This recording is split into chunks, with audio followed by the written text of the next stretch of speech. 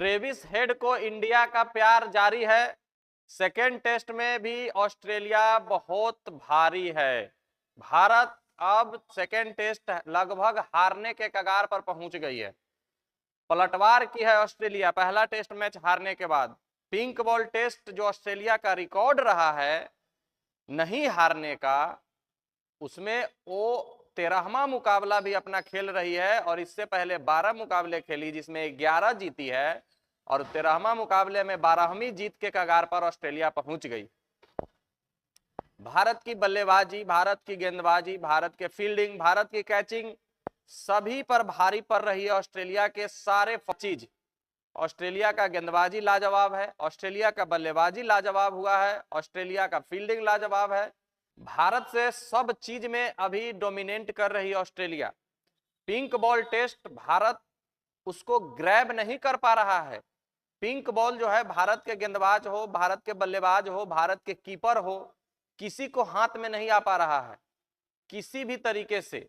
ना बल्लेबाजी हो पा रही है, ना गेंदबाजी हो पा रही है। गेंदबाजी आप बाहर कर रहे हैं, ऑस्ट्रेलिया के बल्लेबाज छोड़ दे रहे हैं। आप अंदर कर रहे हैं, ऑस्ट्रेलिया के बल्लेबाज चौका मार दे रहे हैं।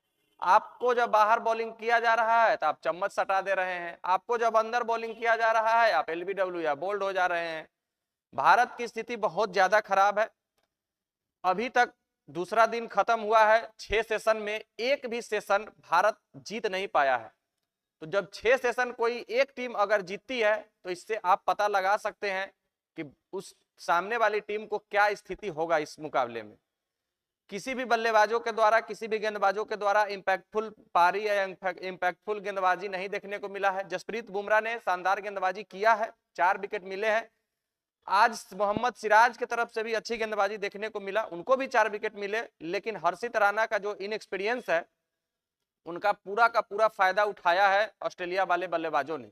मार्नस लाबुशेन की शानदार 64 रन, जो पिछले 12-14 इनिंग हो गए थे और उनका रन नहीं आया था, वो भी आज 64 रन बना दिए हैं। ट्रेविस हेड साहब, भाई साहब आपका क्या बिगाड़ा है भारतवासियों? क्यों भारत के पीछे आप पड़े रहते हैं? क्या चीज लेकर मानिएगा? अब तो छोड़ दीजिए ना भारत वालों को।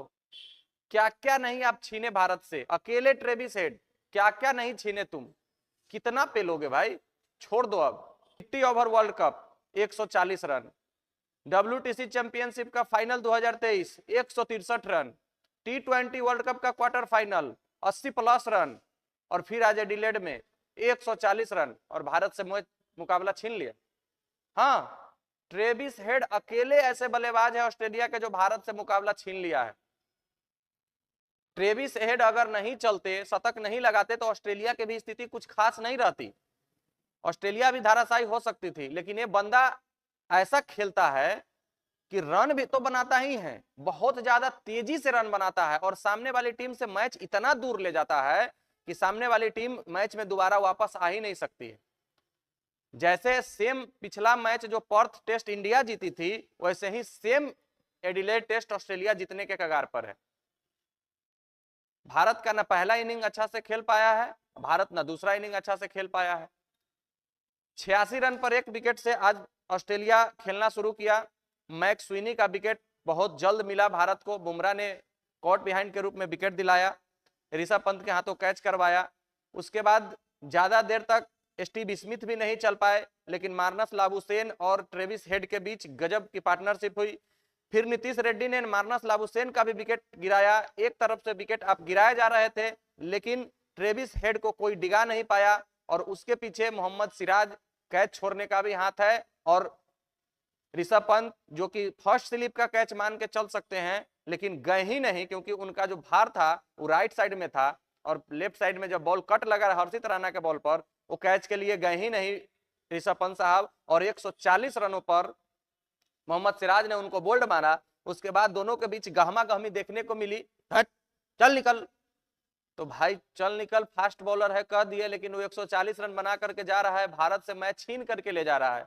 337 रन बना करके ऑल आउट होती है ऑस्ट्रेलिया और भारत के 180 रन के जवाब में 157 रनों का बढ़त ले लेती है।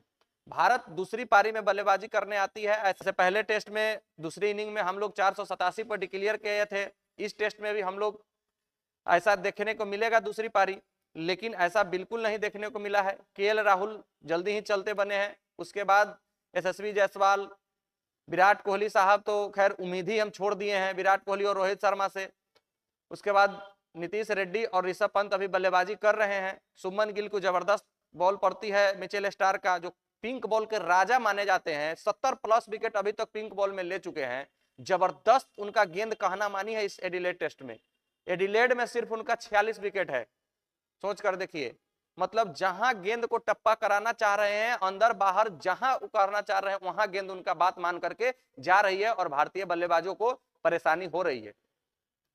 भारतीय टीम हालांकि ज्यादातर पिंक बॉल टेस्ट खेलती नहीं है, तो भारत को तो परेशानी होगी। अब 3-4 दिन प्रैक्टिस कर लेने से तो आप पिंक बॉल के स्टार हो नहीं जाइएगा। और ऑस्ट्रेलिया बराबर पिंक बॉल से टेस्ट खेलती है, अभी तक वो 13 मुकाबले खेल चुके हैं, जिसमें 11 जीते हैं, 12वां जीतने के कगार पर है। भारत अभी भी 29 रनों से पीछे है, लेकिन इंटरटेनिंग हमारे ऋषभ पंत साहब और नीतीश रेड्डी ने लास्ट में जब विकेट रोहित शर्मा का गिरा है तो सोचा है कि अब मैच में तो कुछ बचा नहीं है, काउंटर अटैक किया जाए। बहुत अच्छा शॉट देखने को मिला है T20 मोड में, कभी रिवर्स स्वीप कभी स्वीप, और जबरदस्त दोनों की तरफ से बल्लेबाजी अभी देखने को मिल रही है। अंतिम ओवर में भी कुछ ड्रामा देखने को मिला। नीतीश रेड्डी ने हम फिजियो को बुला करके टाइम व्यर्थ किया कि दूसरा ओवर ना हो जाए, और उस ओवर में कोई भी बल्लेबाज होता है पहला जब लास्ट ओवर होता है तो ऐसा लगता है कि अब शटर डाउन करेंगे, डिफेंस करेंगे, लेकिन उस ओवर में भी चौका और दुग्गी और फिर चौका का बरसात किया, और अंतिम बॉल पर भी स्कॉट बुलाइंड को चौका लगाया नीतीश रेड्डी ने। तो युवा प्लेयर तो ठीक ठाक खेल रहे हैं, लेकिन जो हमारे सीनियर प्लेयर है विराट कोहली साहब और रोहित शर्मा साहब, इनसे अब उम्मीद करना खतरों से खाली नहीं है। विराट कोहली तो खैर पिछला मैच में जब सब चले तो वो भी शतक मार दिए, और आज जब कोई नहीं चले तो उनका सबसे ज्यादा जरूरत था तो पेवेलियन की तरफ चले गए हैं, ना पहला इनिंग में चले ना दूसरा इनिंग में चले हैं। रोहित शर्मा साहब क्यों आ गए आप ऑस्ट्रेलिया?